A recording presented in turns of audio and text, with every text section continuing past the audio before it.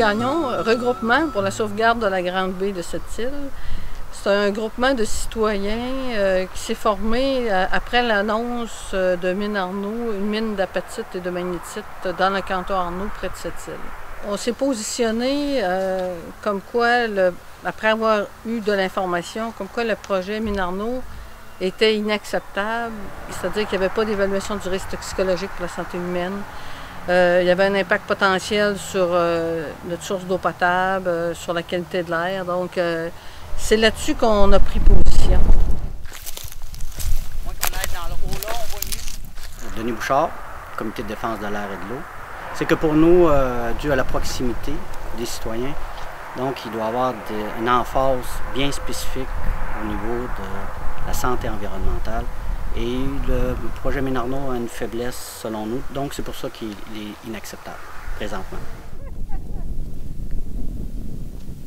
Bon, c'est une mine d'apatite, c'est-à-dire c'est un minerai qui contient du phosphore pour faire des engrais.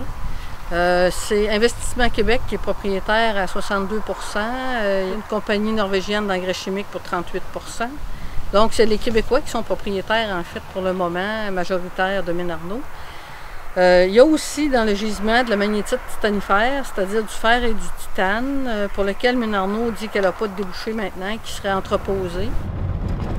La mine, elle serait à partir de la ligne de chemin de fer qu'on a traversé en auto, oui, jusqu'à à peu près à la ligne électrique qu'il y a là-bas.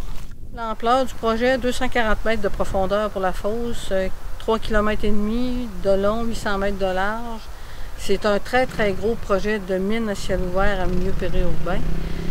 Puis le problème, c'est la proximité de la population. Il y a des populations riveraines qui sont tout près, à moins de 800 mètres de la fosse. Mais la ville de cette île, 25 000 habitants, est environ 7 km le centre-ville de la fosse. Donc c'est tout près. Ils vantent notre source d'eau potable qui est tout près aussi. Donc c'est la proximité de la mine combinée au fait que c'est une mine de grande ampleur, le problème majeur de Mine Arnaud. C'est la baie de cette île. On voit les résidences au bord là-bas. Ces résidences-là vont être tout près finalement de la butte écran. Vous avez vu le vent, là? Il part, puis là, il n'y aura plus d'arbres, il n'y aura plus rien pour bloquer. Ça va partir directement. Le problème, c'est pour nous autres, l'eau potable, c'est surtout les dépôts acidifiants qui vont être mis. Ce que ça veut dire les polluants acidifiants qui vont tomber parce que notre lac, Mine Arnaud vient de le confirmer, c'est un lac qui est sensible à l'acidification dû à la proximité. Quand ils font du dynamitage, les camions, parce qu'il va y avoir beaucoup de camions qui vont circuler, donc ça a un impact. Pour nous, l'emploi, c'est très important.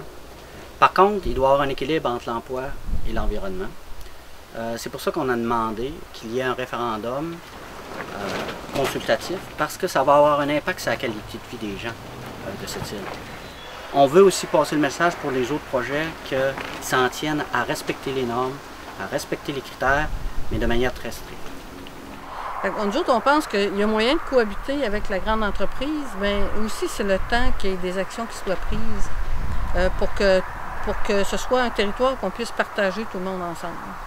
Premièrement, il faut que l'investissement qu'on fait soit rentable pour le projet Mine Arnaud, puis ça, premièrement, c'est pas clair. Puis les jeunes, par la suite, les générations futures, n'aient pas un Québec pratiquement tout détruit parce que les minières ont passé là.